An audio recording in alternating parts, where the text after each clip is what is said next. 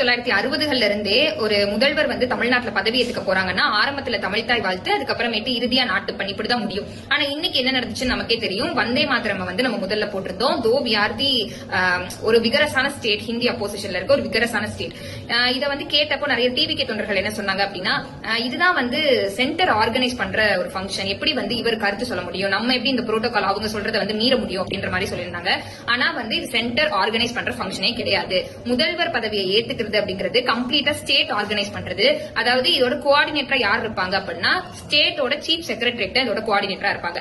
இது மட்டும் கிடையாது, 2021ல ஒரு ஜிஓ பாஸ் ஆகுது. அந்த ஜிஓ நம்பர் வந்து 1037. இந்த ஜிஓ படி எல்லா தமிழ்நாட்டில் இருக்க எல்லா ஃபங்க்ஷன், அது எந்த ஃபங்க்ஷனா இருந்தாலும் சரி, ஒரு பப்ளிக் ஃபங்க்ஷன் வந்ததுக்கப்புறம் ஆரம்பத்துல வந்து தமிழ்தாய் வாழ்த்தோட தொடங்கணும், இறுதியில நாட்டுப்பண்ணோட முடியணும் அப்படிங்கிறது தான் அந்த ஜிஓல பாஸ் ஆன ஆர்டர். இப்போ இந்த ஒரு நிலைப்பாட்டுக்கு வந்து தாவேகாவினருடைய கருத்துக்கள் என்ன அப்படிங்கறத நான் கண்டிப்பா தெரிஞ்சுக்கணும்.